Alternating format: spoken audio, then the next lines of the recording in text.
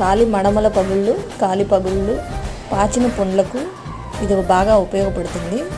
ప్రతిరోజు రాత్రి నిద్రపోయే ముందు ఇది రాసుకుని పడుకుంటే 2-3 రోజుల్లో ఫలితం బాగా కనబడుతుంది. Ayurvedic best medicine.